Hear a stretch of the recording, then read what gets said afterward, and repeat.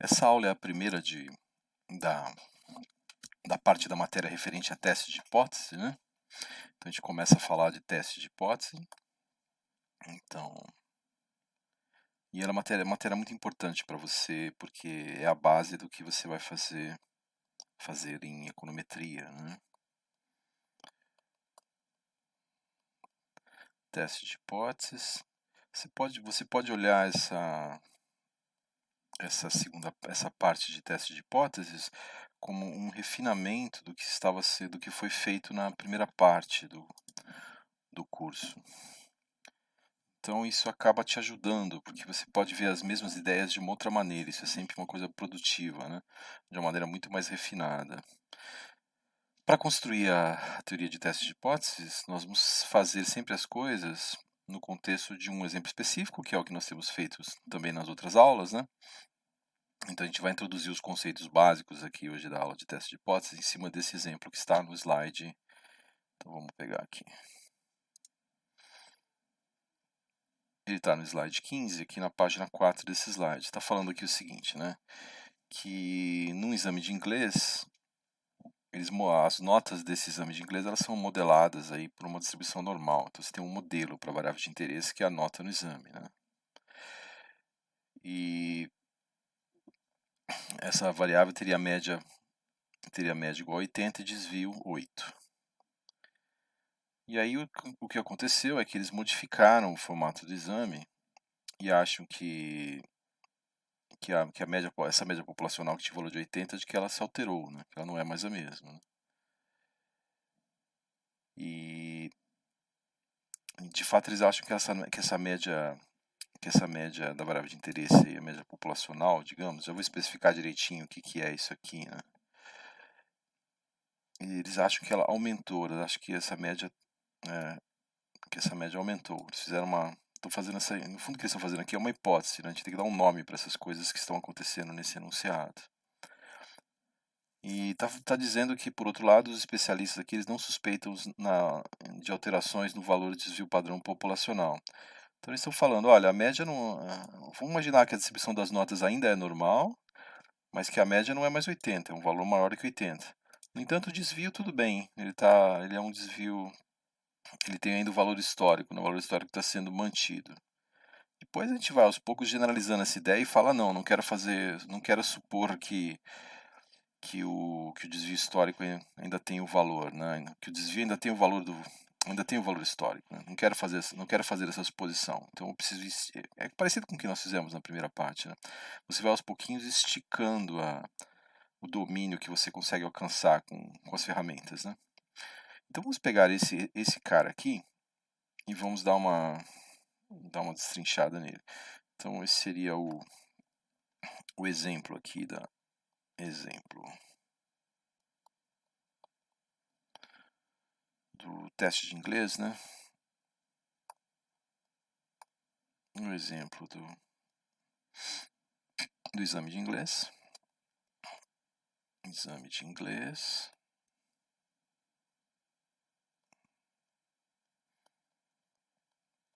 Exame de inglês. Ele está na página 4 do slide 15. Então, página 4. Vai fazer no seu caderno como você faria se estivéssemos assistindo a aula juntos presencialmente, né? Não perde isso do caderno.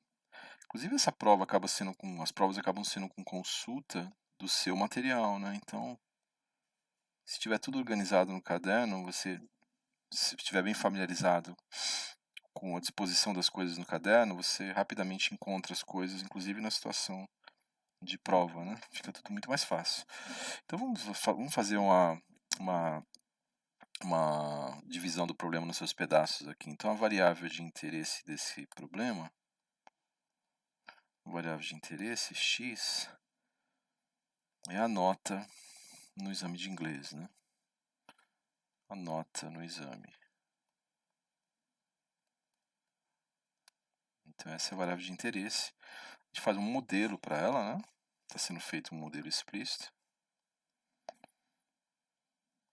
O modelo é que esse cara tem distribuição normal, com uma média μ, uma variância sigma 2. Tá? Esse desvio, esse verdadeiro desvio aqui, a gente está supondo que ele é conhecido, é igual a 8. Né? Então, conhecido. Depois a gente estica nosso domínio, hein? Deixa o braço mais comprido e não precisa mais fazer essa suposição de que o desvio é conhecido. Né? E você tem uma amostra aleatória de notas aqui. Então, x1, xn. Então, lembra o que significa isso? Cada uma dessas variáveis aqui tem a distribuição do modelo, né? Cada uma delas. Então, cada uma delas tem distribuição normal, com essa média e esse desvio aqui, mi sigma 2. E elas são independentes, tá? Então, é isso que significa dizer que eu tenho uma amostra aleatória aqui. Tá. Aí a gente tem uma definição aqui que é o seguinte: o que é o teste de hipóteses, né? Mas o que é uma hipótese? Bom, em estatística, hipótese tem um significado bem específico, né? Uma hipótese em estatística, então, uma hipótese é qualquer afirmação sobre os parâmetros do modelo. Então, qualquer afirmação que você faça sobre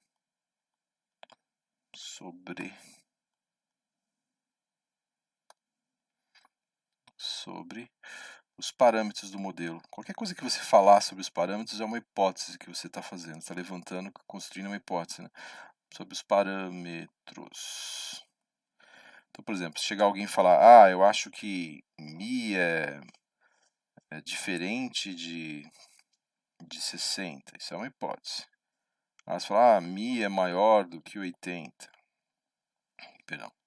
Mi é maior do que 80, outra hipótese, né? Mi é menor ou igual a 50, outra hipótese.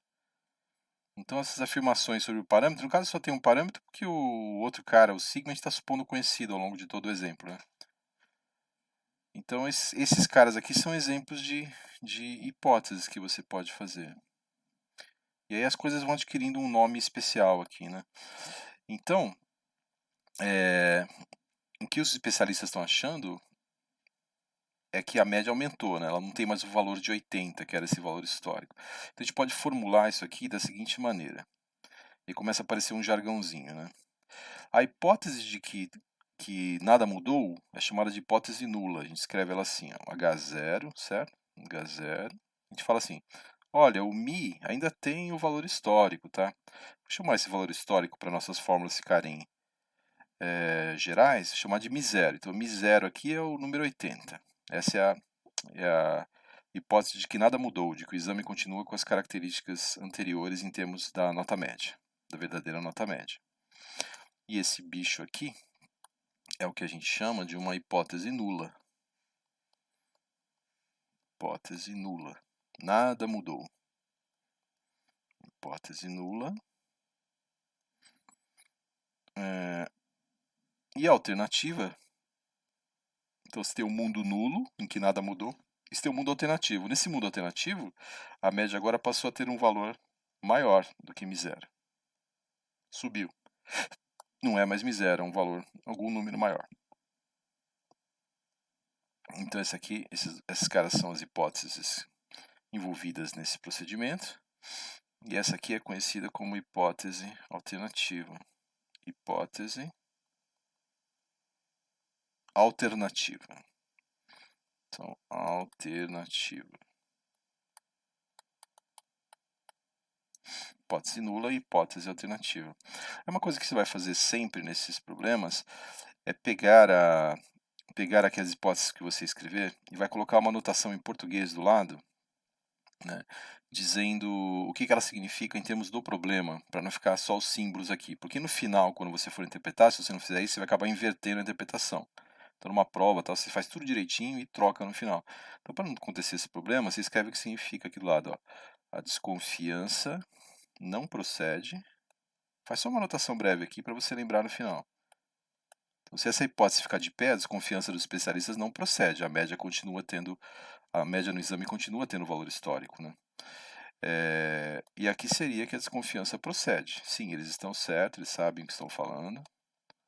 De fato, a gente tem evidências de que a nota média subiu com o novo formato do exame. Esse teste que está sendo feito aqui é um exemplo de um teste unilateral. Unilateral. Porque a hipótese ela aponta para algum lugar específico, né? Ela está apontando para a direita aqui, Mi maior do que Mi zero. Esse é um exemplo de um teste unilateral. Na aula que vem a gente faz o chamado teste bilateral, que a hipótese seria assim, né? A alternativa seria da forma Mi é diferente de um certo Mi zero. Tá bom? Então, o unilateral é quando é maior ou menor, a alternativa. Você olha descobre se ele é unilateral olhando a hipótese alternativa. Na aula que vem nós fazemos um teste bilateral. A gente vai construindo a teoria passo a passo, né? Sem correr aqui. Tá? Então na live, a ideia da live é que não seja só para resolver exercícios, né? Que a gente pegue as ideias que estão sendo colocadas aqui nesse vídeo, que ele tenha a comodidade de não ficar travando, de poder fazer as coisas com um nível de detalhe interessante aqui. Não ficar se preocupando se vai perder a conexão durante lá o Teams, né? Então, usar esse material e a gente vai voltando para essas lousas e vai discutindo, vai acrescentando informação. Não é só para resolver exercício, é para dar essa aula 2 vezes, né? E aí resolver mais problemas. Aproveita o espaço lá também e faz mais contas lá. Então, olha só, esse é o teste unilateral. A hipótese nula é de que não, que o mundo continua como era antes. A hipótese alternativa é de que ele mudou, né? E o que é... Então, hipótese é qualquer coisa que você afirme sobre os parâmetros, tá? Em estatística é isso. Tudo bem, mas se uma hipótese é isso, o que é um teste de hipótese, né? Então, o teste de hipótese é uma regra de decisão. Vamos escrever isso do ponto de vista de um jeito mais formalzinho aqui. Então, uma outra definição aqui, né? Definição. Um teste de hipótese, que é o nosso assunto daqui para frente. Teste de hipótese é uma regra de decisão. O que ela decide, né? E eu vou fazer questão de todo o teste que nós fizermos no curso, a gente escrever a regra de decisão. É uma regra que você pode programar lá no computador, né? É uma regra de decisão. O que ela faz, né? Ela leva a rejeição ou não rejeição da hipótese nula, H0. É uma regrinha que ela, olhando para alguma coisa, né, baseado em algum valor, ela leva a rejeição ou não. Baseado em quê? No caso, no que a gente chama do valor de alguma estatística, né? Então, essa decisão é tomada baseada no valor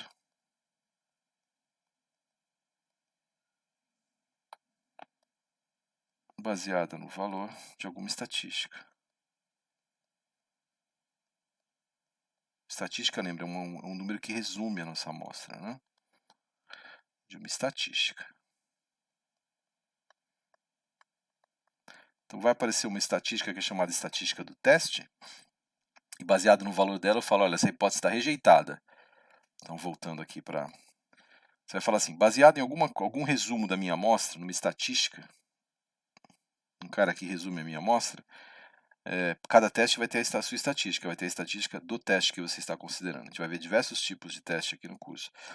Essa regra de decisão vai falar, olha, baseado no valor observado dessa estatística, essa hipótese nula aqui ela está rejeitada. A outra possibilidade é não, ela não está rejeitada, ela fica por aí. Ela sobreviveu ao teste. Então, nesse exemplo que a gente está fazendo hoje, a estatística do teste vai ser o x-barra, né? Vai ser a média amostral, ela que vai permitir decidir. Intuitivamente é o seguinte, se você observar uma média amostral muito maior do que 80, você fala, essa hipótese deve estar esquisita, deve estar furada, né? Essa hipótese nula que que a gente está tentando analisar aqui, né? Intuitivamente é isso, valores muito grandes desse x-barra levariam a rejeição da hipótese. E como é que você constrói a regra de decisão? Você constrói a regra de decisão fazendo uma análise dos tipos dos erros que você pode cometer, né? Então é a parte mais rica dessa construção, mais rica do que as considerações que nós fizemos lá no começo do curso. Observe que lá no começo do curso nós estávamos também testando hipóteses, né? A gente calculava o intervalo de confiança e se o valor do parâmetro estava dentro, a gente ficava com a hipótese. Se ele caía fora, a gente rejeitava a hipótese. Aquilo é uma regra de decisão no estilo do teste de hipótese, né?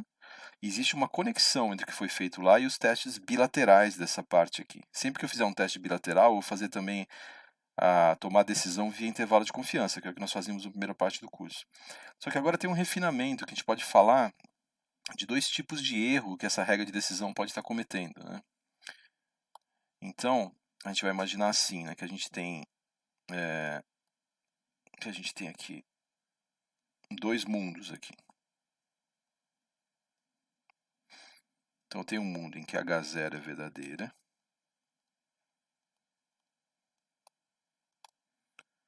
E eu tenho um mundo em que H0 é falsa. Então, nas colunas eu coloco os mundos possíveis. O que significa isso em termos do problema? Voltando ali. O mundo em que H0 é verdadeira é aquele que a nota ainda tem o valor histórico de 80. Né? Não mudou. Está lá paradinho em 80. O mundo alternativo, ela pode ter, nesse mundo em que ela é falsa, ela pode ter qualquer valor maior do que 80. Então, na verdade, você tem infinitos mundos alternativos. Né? Certo? Você tem um cara maior aqui. E aí é o seguinte, então você vai analisar o que significa tomar uma decisão em cada um desses mundos, né? É isso que você vai fazer aqui.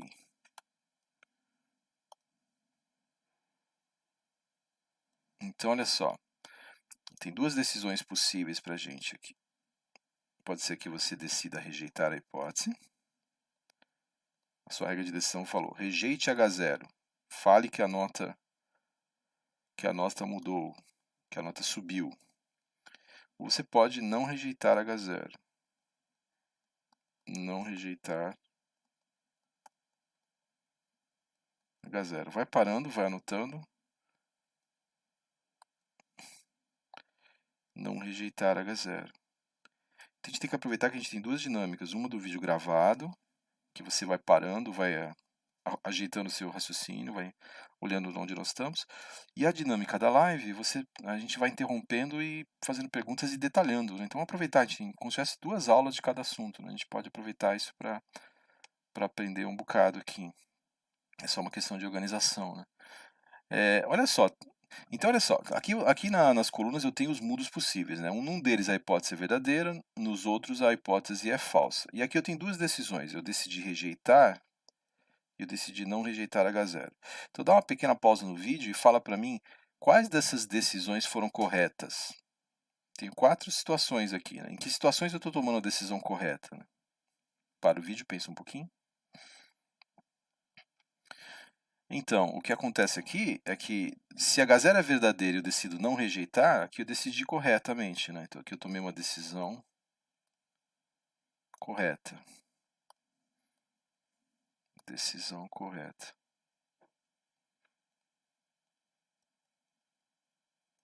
Por outro lado, se H0 é falsa e eu decidi rejeitar H0, novamente aqui eu tomei a decisão correta. Tomei a decisão correta. Nos outros dois casos eu estou errando.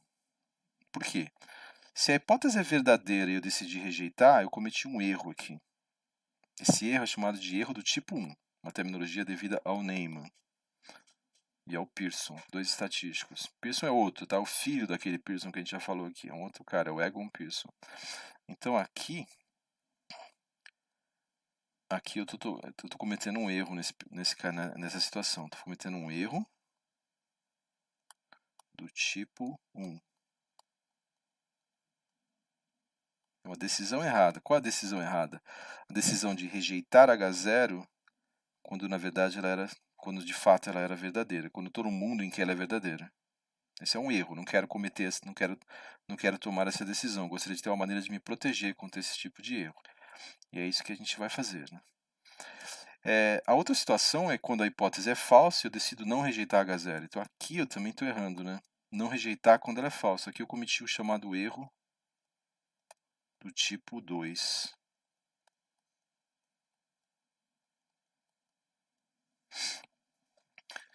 E aí, fazendo um parênteses aqui, a gente pode falar um pouquinho mais na aula, tá? Então, vamos lembrar de discutir um pouco isso na aula aqui. Para cada problema, os erros têm custos diferentes, né?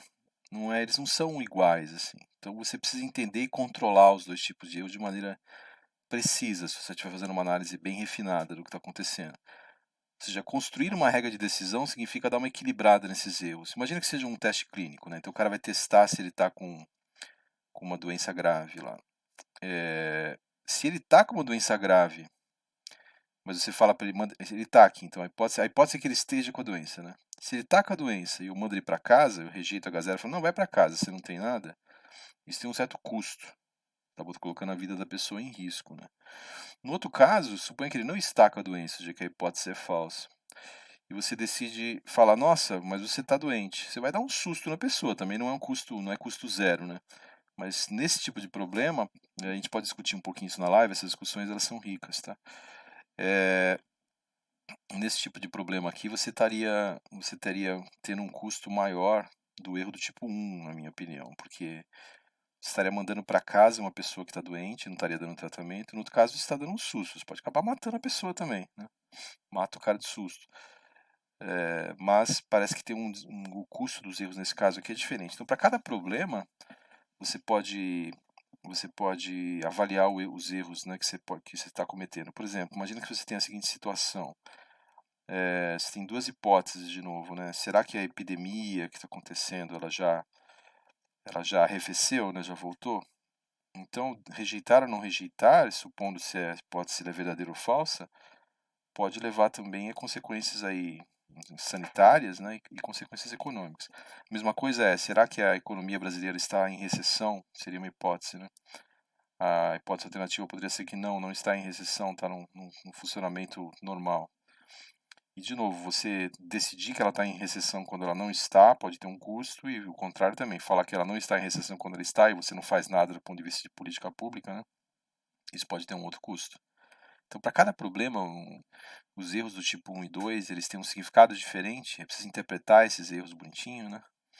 E entender o custo deles. Acho que esse que é o ponto aqui dessa história toda, né?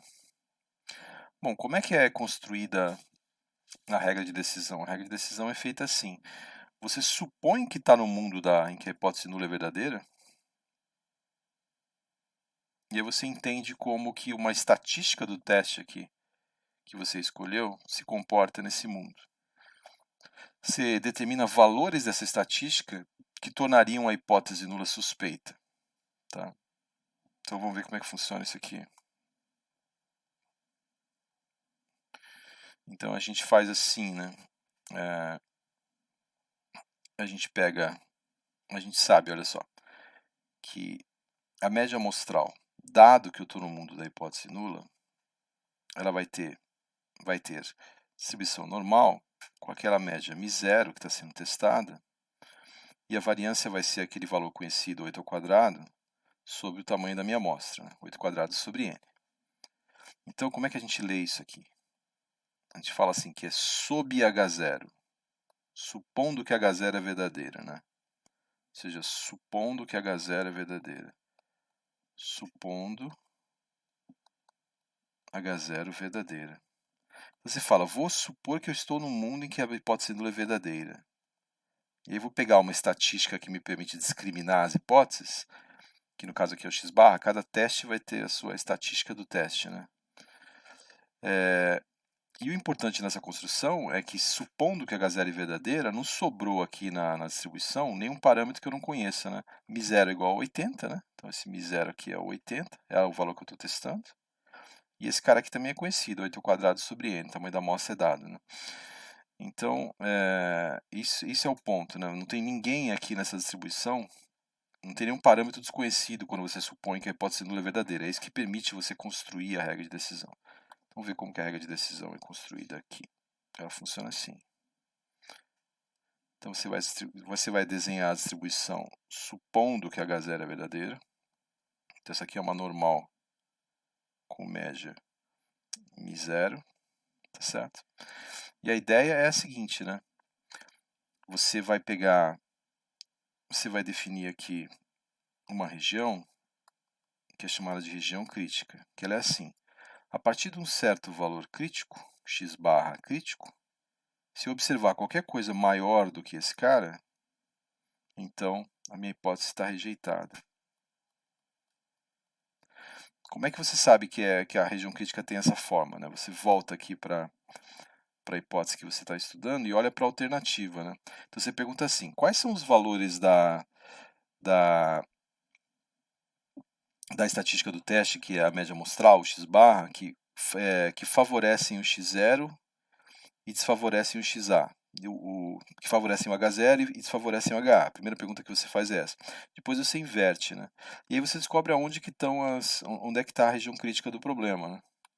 Então, funciona assim. Você pensa, olha, suponha que a hipótese nula é verdadeira. Então, onde que você esperaria encontrar o x barra? Ah, eu esperaria encontrar o x barra aqui perto do μ0, né? Não esperaria encontrar valores muito longe daqui. E se a hipótese alternativa fosse verdadeira? Então, se H0 é verdadeira, que é μ igual a μ0, se os dados estão vindo da distribuição em que a média tem o valor μ0, você espera encontrar eles próximos aqui do μ0. Tá? Aí você fala, não, mas e se eu tiver um mundo alternativo, num mundo em que μ tem um valor maior do que μ0? Quem são os valores da estatística do teste x barra que favorecem a hipótese alternativa e desfavorecem a nula? Você fala, se eu estivesse nesse mundo alternativo, em que o μ é maior do que μ0, eu esperaria encontrar valores muito distantes do μ0, muito maiores aqui, né? Então isso te dá a região crítica te dá a forma da região crítica do teste. A região crítica ela vai ser assim: para frente de um certo valor crítico que eu ainda não determinei, que eu vou encontrar, se eu observo um valor da estatística do teste para frente desse cara, então a hipótese nula está rejeitada. É assim que funciona essa construção. Você examina qual que é o comportamento da estatística do teste para cada uma das hipóteses que estão em jogo, a hipótese nula e a hipótese alternativa. Então você faz esse raciocínio, isso te dá a forma da região crítica, tá? Região crítica é o cara, tem esse nome, é a zona proibida aqui. Se você observar um valor ali, significa que a sua hipótese nula está rejeitada, né? Essencialmente está falando, poxa, se a hipótese nula valesse, eu não estaria observando valores ali, né? Então esse cara que apareceu aqui, ó, a gente vai construir vários dele, vai sempre repetir essa ideia do que ela significa, né?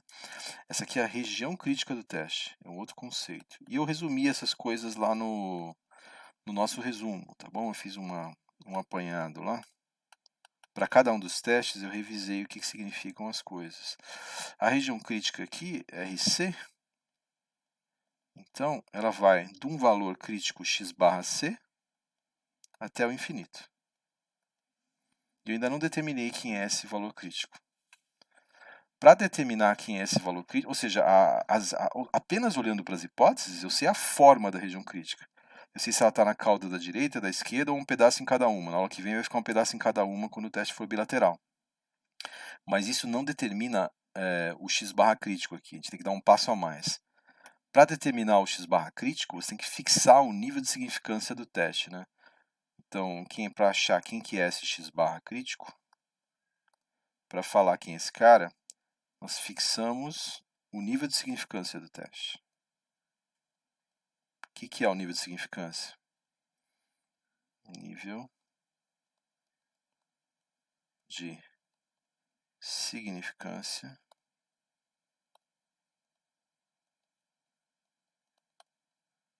alfa. Esse alfa é a probabilidade de eu cometer um erro do tipo 1. Então, como é que essa teoria ela é feita? Você faz assim, olha, eu vou controlar aqui a probabilidade, veja bem, não confunda o erro com a probabilidade de cometer o erro. O erro é uma decisão errada que você tomou, tá? Tem uma probabilidade dela ocorrer. Então não pode misturar as duas coisas, tá? O erro com a probabilidade do erro. O nível de significância é a probabilidade de cometer esse erro do tipo 1 aqui. A probabilidade dessa decisão incorreta ser tomada, tá? Ah, mas e o erro do tipo 2? Nessa construção que a gente faz, você não mexe no erro do tipo 2, você deixa ele ser uma consequência da escolha que você fez para o erro do tipo 1. Mas depois você tem uma ferramenta chamada função poder que permite analisar para a sua regra de decisão, ela coloca a regra de decisão no microscópio. Ela permite analisar o que aconteceu com o erro do tipo 2 naquela construção que você fez. Então, olha só, esse nível de significância alfa, né, ele é definido como sendo a probabilidade de cometer um erro do tipo 1. Não confunda a probabilidade com a decisão incorreta, com o erro. É a probabilidade de cometer um erro do tipo 1. Mas o que é cometer um erro do tipo 1? Né? Vamos escrever de um jeito bem explícito aqui que fica legal. É a probabilidade de rejeitar a hipótese, rejeitar H0, dado que eu estou no mundo em que ela é verdadeira. Então eu escrevo assim, dado H0 para falar, dado que eu estou no mundo em que a hipótese é verdadeira.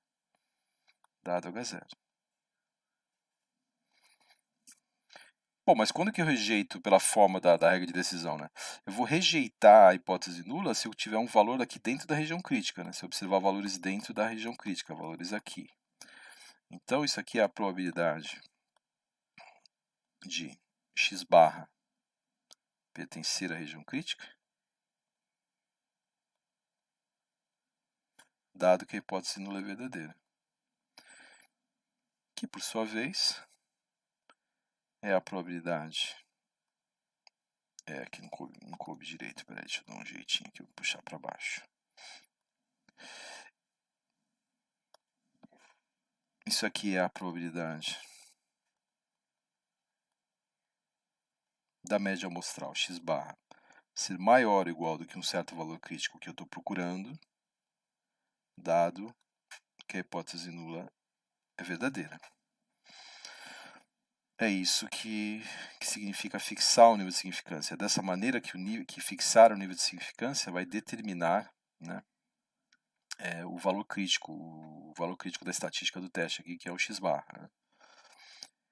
A gente vai sistematizar essas ideias aos pouquinhos com um roteiro, tá, que está lá no resumo. Então, quais são os passos que a gente tem que dar para você fazer o teste de hipótese.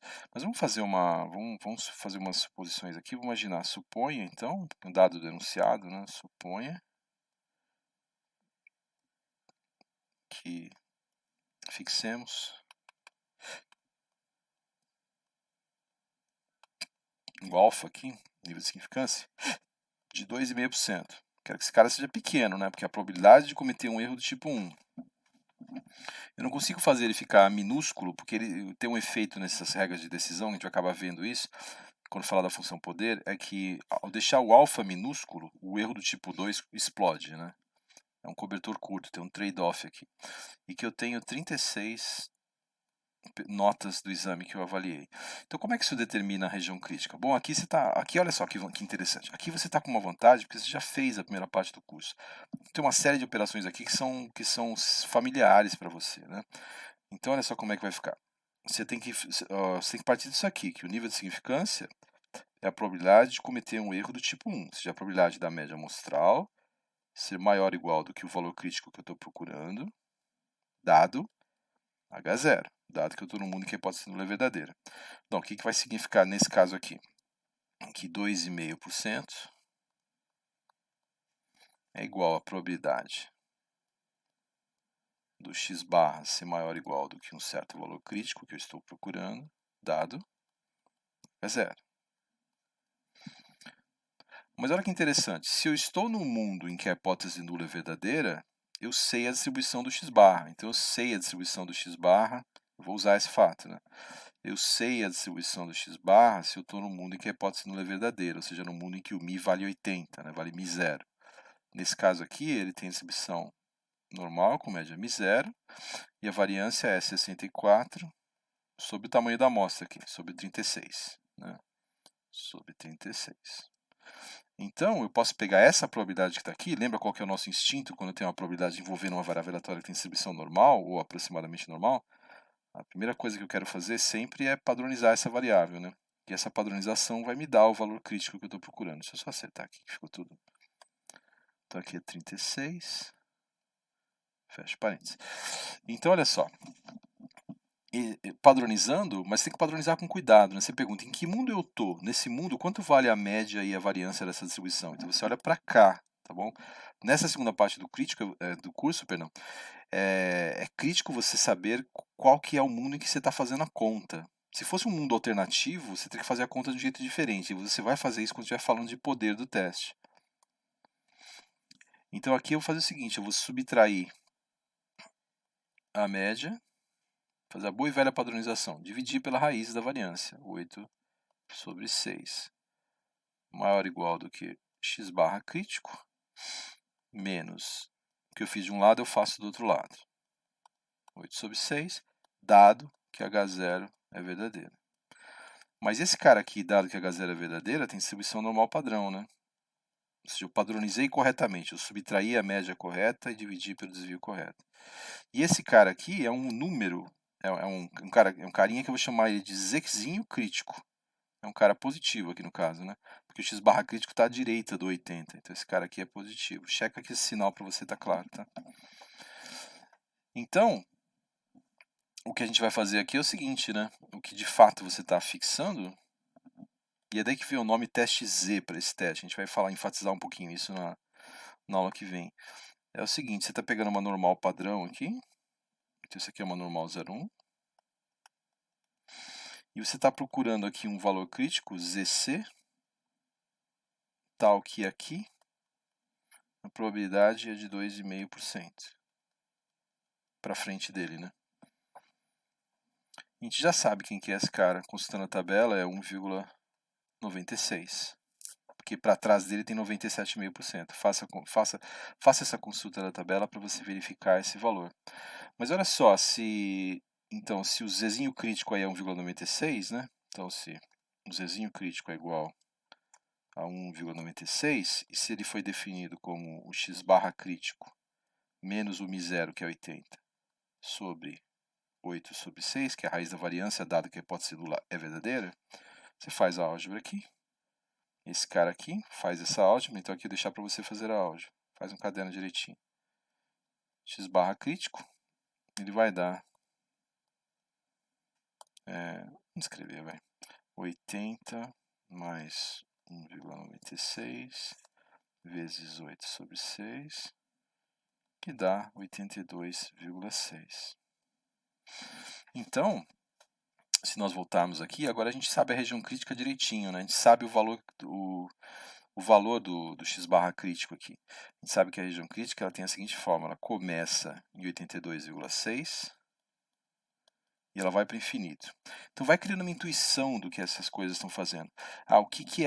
Como é que eu testo a hipótese? Bom, a hipótese é uma afirmação sobre o parâmetro que está aparecendo lá no meu problema, né, no meu modelo. Tá? Então é uma afirmação sobre o μ. Que afirmação? É falar que o μ é igual a um certo, a hipótese nula, né? O μ tem um certo valor μ0, que no caso aqui é 80.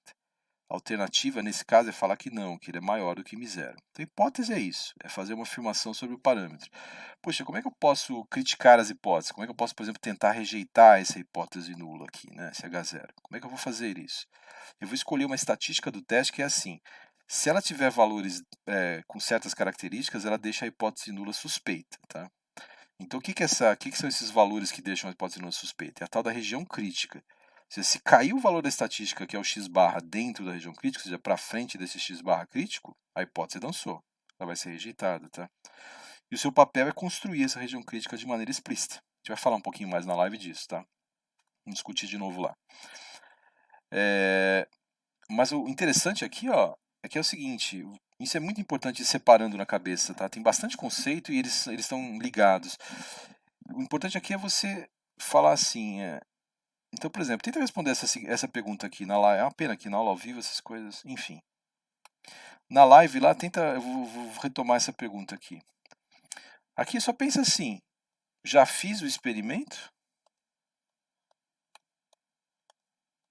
Estou querendo dizer o seguinte, para você obter a região crítica, você precisa ter feito o experimento? Revisa o que você fez no caderno e tenta responder essa pergunta sozinho. Na live a gente dá uma bela trabalhada nesse ponto, tá?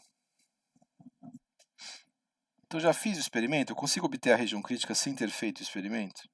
Revisa o raciocínio que foi feito aqui, que eu vou expor de novo lá na live. Né? Então, já fez o experimento? Pensa um pouquinho o que isso significa, a gente vai discutir lá. Então, olha só, o que é o teste de hipótese? Lembra que eu falei que ele é uma regra de decisão? Acho que é muito importante nós sempre escrevermos essa regra de decisão quando a gente está estudando essas coisas pela primeira vez. Tá? Então, um teste de hipótese é uma regra de decisão, é um if then else que você vai publicar lá que você vai escrever na sua planilha ou no R, tá? Então, um teste é uma regra de decisão. Agora a gente tem a regra explícita de decisão aqui para escrever.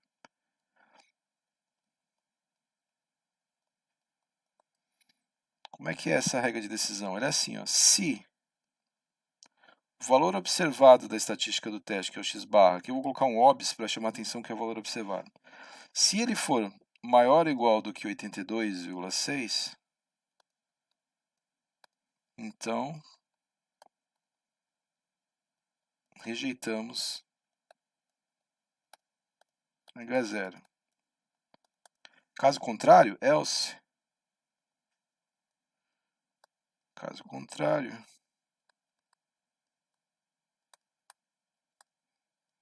não rejeitamos H0. E essa é uma característica curiosa dessa regra de decisão. Não rejeitar não significa que você aceitou, significa que a hipótese ficou por aí. Pode ser que um novo experimento acabe derrubando essa hipótese, tá? Mas significa que você aceitou que o Mi tem um valor igual a 80. Não significa isso. Significa que você não tem evidência na sua amostra para falar que essa hipótese está errada. Tá? Ela tem essa característica. Ou você rejeita ou você não rejeita. Não rejeitar, você nunca aceita uma hipótese nesse tipo de formulação aqui. Tá, aí pegando informações lá do enunciado, então até aqui a gente está construindo a regra de decisão, a gente vai discutir mais isso lá na live, tá? A regra de decisão está construída, pronto, o teste está construído. Esse teste ele é tal que o erro do tipo 1 dele é de 2,5%, né? Probabilidade de erro do tipo 1, perdão. Só um segundo. Então a probabilidade de cometer um erro do tipo 1 aqui é de 2,5%, ela foi construída dessa maneira. E agora nós vamos fazer o quê? Bom, a gente vai usar o teste para decidir, né? Então vamos fazer uma decisão aqui, vai ficar com outra cor. Então, fazendo o teste aqui, né? Tem que distinguir dois momentos, a construção do teste e a utilização da regra de decisão. Então, fazendo o teste. Ou seja, decidindo. Agora eu vou aplicar a regra que eu construí. Como é que eu faço isso? Bom, eu preciso ter feito o experimento e saber o valor observado dessa estatística do teste, né? Então, deixa eu abrir também o resuminho aqui. Aqui, aí aqui, vamos ver a estatística 2 aqui.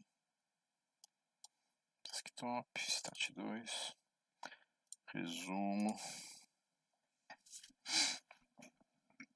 Aqui nesse resumo, eu vou falar isso mais nas outras aulas, nas próximas aulas, a gente deu uma roteirizada nesse procedimento do teste de hipótese, né? Então, quando fala de teste de hipótese aqui, tem um roteiro de como que as coisas estão acontecendo. Um roteiro geral para testar hipóteses em 5 passos, tá? E não é uma decoreba, ele é um jeito de organizar as ideias aqui, porque isso vai se repetindo em cada teste, né? Mas a gente vai falar desse roteiro aqui também lá na live, tá? Então, fazendo o teste decidindo, como é que a gente vai decidir, né? Bom, você vai ter que imaginar que você observou um certo valor, que no caso foi dado lá no enunciado, que você observou uma nota média daqueles 36 alunos que fizeram o exame, né? Então, esse cara aqui você observou uma nota média 86. Então, esse aqui é do enunciado, tá? Do enunciado que está no slide. Bom, usar a regra é muito simples, né? Você aplica essa regra que você construiu. Então, você fala assim, bom, x barra obs, ele é 86. Portanto, ele pertence ou não pertence à região crítica, né? Ele caiu fora ou dentro da região crítica? Volta lá para a região crítica, ó. Esse cara que está aqui, que a gente encontrou, ele tem valor 82,6. Então, esse x barra crítico aqui, esse cara, ele vale... Deixa eu só apagar essa seta aqui para poder ter espaço para escrever. Esse cara, ele vale 82,6. Então, o valor 86 caiu para frente dele ou para trás, né? Nesse caso aqui, caiu para frente. Essa aqui é a região crítica. Então, o meu valor caiu aqui, assim, ó. O meu valor caiu para frente, aqui caiu dentro da região crítica.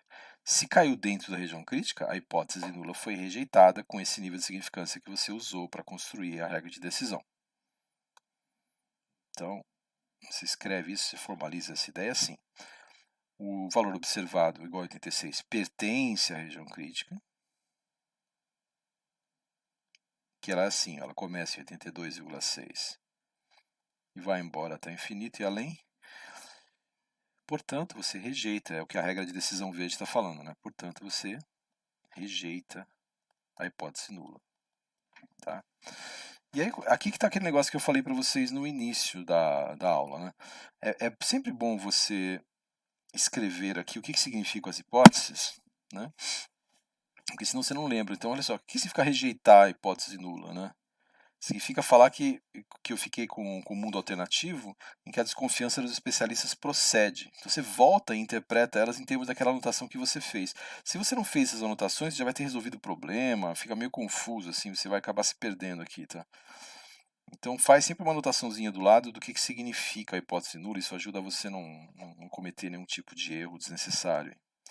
Então a gente pode escrever isso assim, né? Há um nível de significância. Lembra que é o nível de significância? Probabilidade de cometer o erro do tipo 1. Significância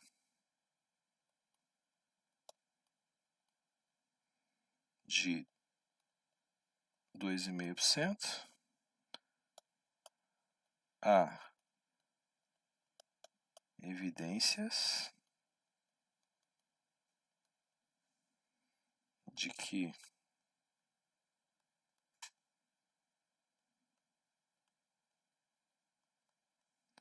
a desconfiança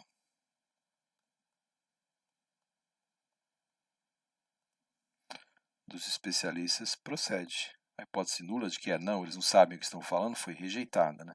Lembra que ela falava a hipótese nula? Eles não sabem o que estão falando, a média ainda tem o valor histórico lá, 80. Isso aqui foi rejeitada essa hipótese. Então, a desconfiança dos especialistas procede. Então, o que eu quero fazer na live? Eu quero repassar todo esse raciocínio. Tá? Especialistas procede. Então, na live, nós repassamos todo esse raciocínio. Monta o seu caderno para você ter um caminho de consulta se você precisar. Eu quero conectar esse raciocínio com esse roteiro geral para testar hipóteses, que é sempre o mesmo para todo teste. Vamos inventar aqui, vamos ver uns 7 ou 8 testes diferentes. Então esse roteiro é sempre o mesmo, eu quero conectar com esse negócio que foi feito. E também podemos fazer uma coisa legal, né? Nós podemos resolver um exercício de massa-verossimilhança no final dessa live, para que nós não percamos a mão da massa-verossimilhança, para que a gente lembre como é que é o procedimento lá de achar a função de log-verossimilhança, derivar, aplicar invariância e tal. Então vamos resolver um exercício da lista 3 lá de massa-verossimilhança, lembrando que na prova final, massa-verossimilhança pode valer 2,5 pontos, né? Pode chegar até valer 3 pontos. Então se você souber fazer as contas de massa-verossimilhança assim tranquilamente, você já entra nessa prova final, que é uma prova pesada, porque tem muita matéria, né? Tem bastante conceito para você trabalhar nessa segunda parte. Mas lembra, é mais fácil o seguinte aspecto, não é a primeira vez que você está falando dessas coisas, né? Você está refinando uma ideia que você falou na primeira parte do curso. Então, como massa e verossimilhança tem um valor aí, historicamente, de mais de 2,5%, você tem que ter essas técnicas bem na mão, porque você entra tranquilo, né? Quando aparecerem os exercícios de massa e verossimilhança, você fala, isso aqui eu estou em casa, eu sei fazer, né? Tá bom? Então, no final da aula, a gente, depois de repassar todos esses aspectos, a gente faz um exercício de MV para não perder a mão de MV. Tem que ficar muito craque em MV, tá bom? Então, nós vamos nos ver na live amanhã e discutir mais sobre esse assunto aqui.